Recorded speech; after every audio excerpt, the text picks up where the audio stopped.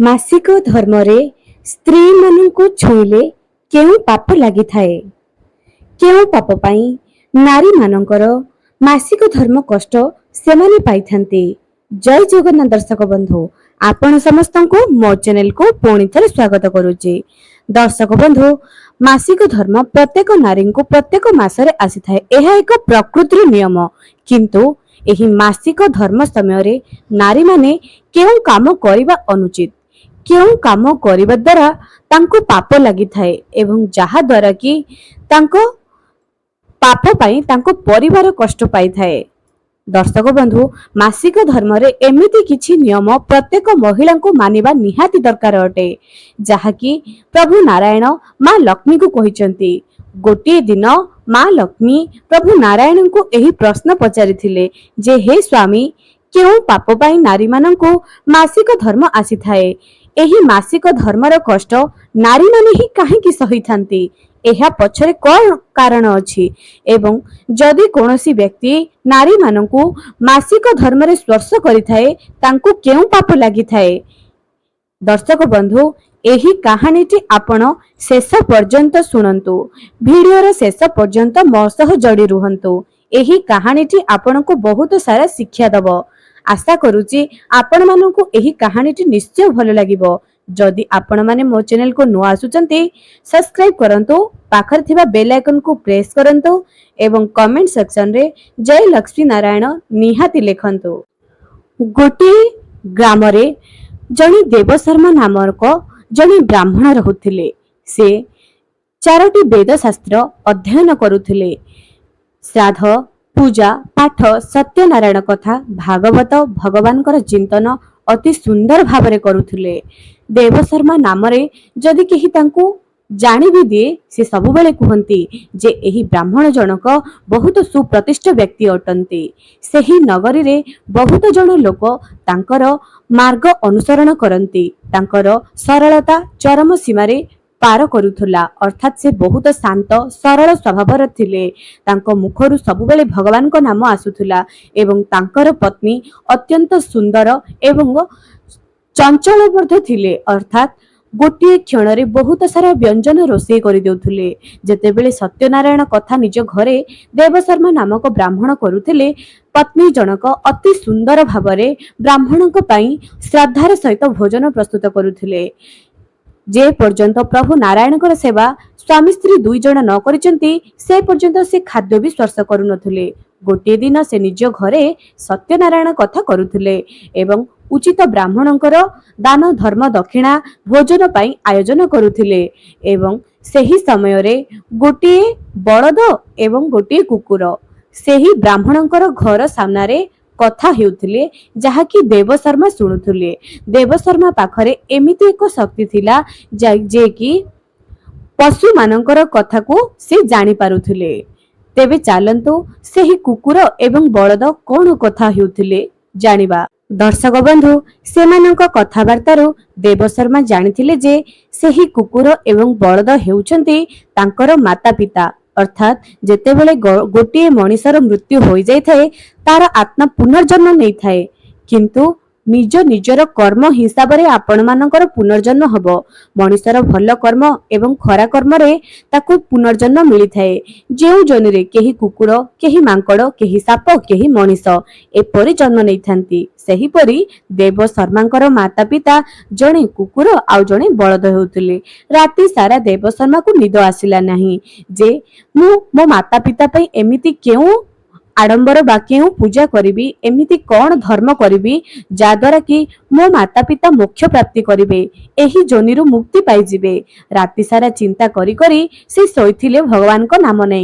सकाळ हेबा मात्रे निजर स्नान शौचादि पूजा कार्य सारी ऋषि वशिष्ठଙ୍କ पाखକୁ चली जाइथिले एही समस्यार समाधान पाई। ऋषि वशिष्ठ को जाई कहिले जे मोर माता पिता कुकुर एवं बळद जोनि रे अछंती से दुई जन को कथा हेबार मु सुनिछि। हे मुनिवर हे परम गुरु मते आपण उचित मार्ग दियंतु उचित रास्ता देखांतु जे मु मोर माता पितांको एही जोनिरु किपरि मुक्ति करिबी किपरि सेमानको मोक्ष प्राप्ति कराइबी। सेही कुकुरटी तार ପାଖରେ ରହିଥିବା ସ୍ୱାମୀ ଯେ କି ବଳଦ, ଏହି ଜନ୍ମରେ ସେ ବଳଦ ଜନ୍ମ ପାଇଛି ଏବଂ ସ୍ତ୍ରୀଟି କୁକୁର ଜନ୍ମ ପାଇଛି। ସେହି ତାର ବ୍ରାହ୍ମଣର ମା ଜଣକ ଅର୍ଥାତ୍ କୁକୁରଟି ବଳଦକୁ କହୁଛି, ହେ ସ୍ୱାମୀ, ଆଜି ମୋର ପୁଅ ବୋହୂ ବ୍ରାହ୍ମଣ ମାନଙ୍କ ପାଇଁ ବହୁତ ସାରା ଭୋଜନ ପ୍ରସ୍ତୁତ କରିଥିଲେ। ମୁଁ ଦେଖିଲି ଯେ ଗୋଟିଏ ସାପ ଆସି ସେହି ଖାଇବାରେ ତାର ବିଷ ଛାଡି ଦେଇଛି। ମୁଁ ସେହି ଖାଇବାକୁ ତଳେ ଅଜାଡି ଦେଲି। ଏହା ଦେଖି ମୋର ବୋହୂ ଆସି ମତେ ବହୁତ ମାରିଲା ଏବଂ ମତେ ଏତିକି କଷ୍ଟ ହେଉଛି ଯେ ମୁଁ ଭଲସେ ଚାଲି ପାରୁନି। ଏତିକି ସେହି କୁକୁରର କଥା ଶୁଣିବା ପରେ ବଳଦଟି କହିଲା, ତୁମେ ତୁମ ଦୁଃଖ କହିଲ, ମୋର ଦୁଃଖ କହୁଛି ଶୁଣ। ଆଜି ମୋ ପୁଅ ସମସ୍ତଙ୍କୁ ଖାଇବାକୁ ଦେଲା, କିନ୍ତୁ ମୁଁ ତାର ବାପା, ଏହି ଜନ୍ମରେ ମୁଁ ବଳଦ ଯୋନିରେ ଅଛି, ସେ ମୋ ପାଖରେ ଟିକେ ଘାସ ବି ଆଣି କରି ପକାଇଲା ନାହିଁ। ଏହିପରି ଭାବରେ ଦୁଇ ଜଣ କଥା ହେଉଥିଲେ। ଦେବଶର୍ମା ସବୁ ଶୁଣିକରି ଯାଇ ଗୁରୁ ବଶିଷ୍ଠଙ୍କୁ କହିଥିଲେ। ସେତେବେଳେ ଗୁରୁ ବଶିଷ୍ଠ ଧ୍ୟାନ ପୂର୍ବକ ଚିନ୍ତା କଲେ ଯେ କଣ କଲେ ଏ ଦୁଇ ଜଣଙ୍କର ଆତ୍ମା ମୋକ୍ଷ ପାଇବ ଏବଂ ସେ ପୂର୍ବ ଜନ୍ମରେ ଏମିତି କେଉଁ କର୍ମ କରିଥିଲେ ଯେ ଏଇ ଜନ୍ମରେ ସେ କୁକୁର ଏବଂ ବଳଦ ଯୋନିରେ ଜନ୍ମ ନେଇଛନ୍ତି। ଗୁରୁ ବଶିଷ୍ଠ ଧ୍ୟାନରେ ପୂର୍ବ ଜନ୍ମର କଥା ବ୍ରାହ୍ମଣ ଦେବଶର୍ମାକୁ କହିଥିଲେ ଯେ ପୂର୍ବ ଜନ୍ମରେ ତୁମର ବାପା ଏକାଦଶୀର ବ୍ରତ କରି ଖାଦ୍ୟ ଗ୍ରହଣ କରିଥିଲେ। ଯେତେବେଳେ କେବେ ବି ଦାନ ଧର୍ମ ଦକ୍ଷିଣା କରୁନଥିଲେ, କେବେ ବି ଭୋକିଲା ଲୋକକୁ ଖାଦ୍ୟ ଦେଉନଥିଲେ, ଯଜ୍ଞ ଧର୍ମ ଅନୁଷ୍ଠାନ କେବେ ବି କରୁନଥିଲେ, ଅସହାୟ ବ୍ୟକ୍ତିଙ୍କୁ ଦେଖି ମୁହଁ ଫେରି ଚାଲି ଯାଉଥିଲେ ଏବଂ ନିଜ ଦ୍ୱାରକୁ ଆସୁଥିବା କୌଣସି ବି ଜୀବଜନ୍ତୁକୁ ଖାଦ୍ୟ କିମ୍ବା ଆହାର ଦେଉନଥିଲେ। ତା ସହିତ ମାସିକ ଧର୍ମ ସମୟରେ ତୁମର ମାଙ୍କର ମାସିକ ଧର୍ମ ସମୟରେ ସେ ତୁମ ମାଙ୍କ ସହିତ ଶାରୀରିକ ସମ୍ବନ୍ଧ ମଧ୍ୟ ରଖିଥିଲେ। ଏହା ଥିଲା ତାଙ୍କ ପୂର୍ବ ଜନ୍ମର ବହୁତ ବଡ ପାପ। ଏବେ ତୁମ ମାଙ୍କର ପାପ କହୁଛି ଶୁଣ ଯେ ପୂର୍ବ ଜନ୍ମରେ ସେ କେଉଁ ପାପ ପାଇଁ ଏହି ଜନ୍ମରେ କୁକୁର ଜନ୍ମ ପାଇଛନ୍ତି। ପୂର୍ବ ଜନ୍ମରେ ତୁମର ମାତା ରଜସ୍ୱଳା ସମୟରେ ଗଛ ପତ୍ରକୁ ସ୍ପର୍ଶ କରୁଥିଲେ। ପୂର୍ବ ଜନ୍ମରେ ତୁମର ମାତା ରଜସ୍ୱଳା ସମୟରେ ଭଗବାନଙ୍କର ପୂଜା କରୁଥିଲେ ଏବଂ ଖାଇବା ମଧ୍ୟ ବନାଉଥିଲେ ଏବଂ ବ୍ରାହ୍ମଣଙ୍କୁ ବି ଖାଇବାକୁ ଦେଇ ଦଉଥିଲେ। ତା ସହିତ ରଜସ୍ୱଳା ସମୟରେ ସେ ପରିବା ମଧ୍ୟ କାଟୁଥିଲେ ଏବଂ ବିଭିନ୍ନ ପ୍ରକାରର କୁକର୍ମ ମଧ୍ୟ କରୁଥିଲେ। ତା ସହିତ ଶାରୀରିକ ସମ୍ବନ୍ଧ ମଧ୍ୟ ରଖୁଥିଲେ ଏବଂ ତୁମର ମାତା ପୂର୍ବ ଜନ୍ମରେ ଏହି ସବୁ କର୍ମ କରିବା ପାଇଁ କରୁଥିଲେ ବୋଲି ଏହି ଜନ୍ମରେ କୁକୁର ଜନ୍ମ ପାଇଛନ୍ତି। ଏବେ ଦର୍ଶକ ବନ୍ଧୁ, ରଜସ୍ୱଳା ସ୍ତ୍ରୀଙ୍କ 3 ଦିନ ଯାଏଁ ତାଙ୍କ ଦେହରେ ବ୍ରହ୍ମ ହତ୍ୟାର ସାପ ଲାଗିଥାଏ। ଯେଉଁ ବି ବ୍ୟକ୍ତି ରଜସ୍ୱଳା ସ୍ତ୍ରୀକୁ ଏହି 3 ଦିନରେ ସ୍ପର୍ଶ କରିଥାଏ ତା ଦେହକୁ ବ୍ରହ୍ମ ହତ୍ୟାର ସାପ ଲାଗିଥାଏ। ତା ସହିତ ତାର କପଡାକୁ ମଧ୍ୟ ସ୍ପର୍ଶ କରିବା ଉଚିତ ନୁହଁ। ଏହି 3 ଦିନ ସେହି ନାରୀଙ୍କୁ କେବେ ବି ନିଜର କେଶକୁ ଧୋଇବା ବି ଉଚିତ ନୁହଁ। ଏହା ଦ୍ୱାରା ନିଜ ସ୍ୱାମୀଙ୍କର ଆୟୁଷ କମ ହୋଇଯାଇଥାଏ ବୋଲି କୁହାଯାଇଛି। ଏହି ରଜସ୍ୱଳା ସମୟରେ ନାରୀ ମାନଙ୍କୁ ଆରାମ କରିବା ଦରକାର, କାରଣ ଏହି ସମୟରେ ମାସିକ ଧର୍ମରେ ପେଟ ସମ୍ବନ୍ଧିତ କଷ୍ଟ, ଅଣ୍ଟା ସମ୍ବନ୍ଧିତ କଷ୍ଟ ତାଙ୍କୁ ଭୋଗିବା ପାଇଁ ପଡିଥାଏ।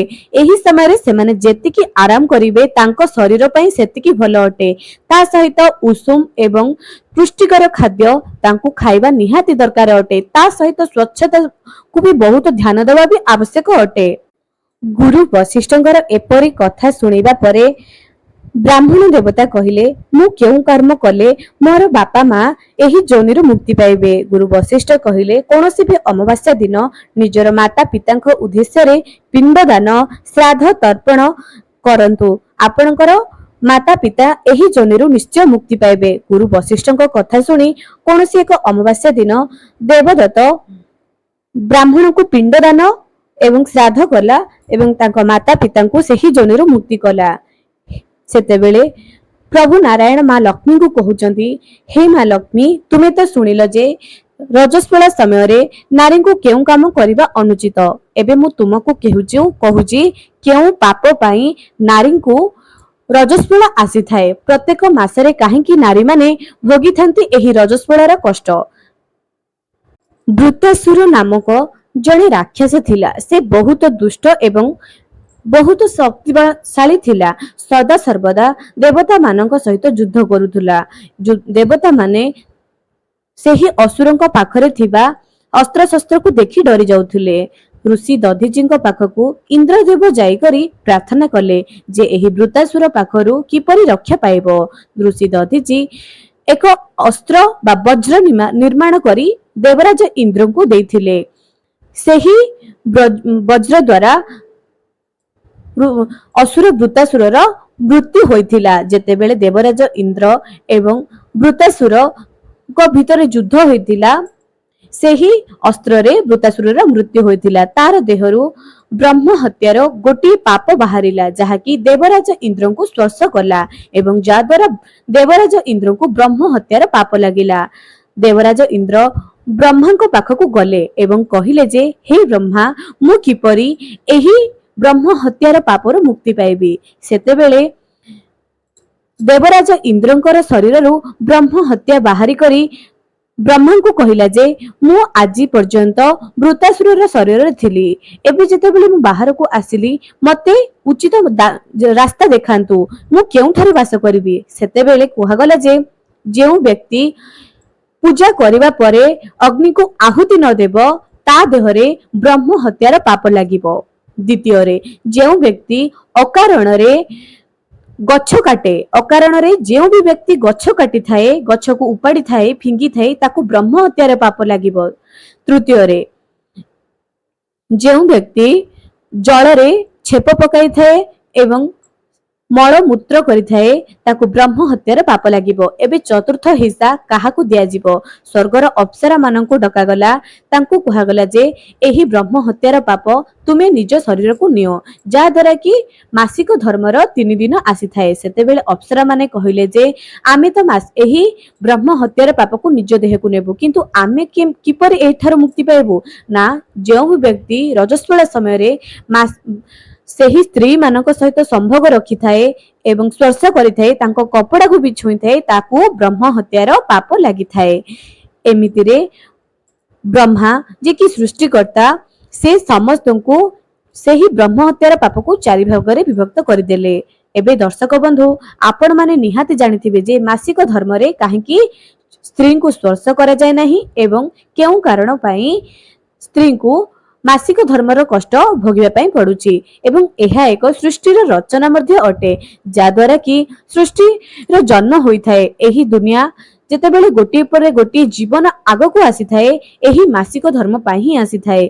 एबे आजिकाली जुगरे मासिक धर्म रे खाद्य प्रस्तुत करी भोजन प्रस्तुत करी देबा एक साधारण कथा होई गलानी, कारण आजिकाल रे लोक माने सेपरेट रहउचंती, जा द्वारा कि मासिक धर्म समय रे खाद्य रोषे करी परिवेषण करबा पई से माने बाध्य हेउचंती। किंतु एही समय रे जेते स्वच्छता आपण रक्षा करिवे ताहा बहुत भल अटे। भगवानकर पूजा अर्चना रु एवं निज छाई जेपरि भगवानकर मूर्ति बा ठाकुर घरे न पड़े एथि प्रति ध्यान दियंतु। आशा करूची आजिर भिडियोटी आपनको निहाती लाभप्रद होइथिबो। आजि पई रहुची, पुणी देखा हेबो आगामी एक सुंदर भिडियो रे।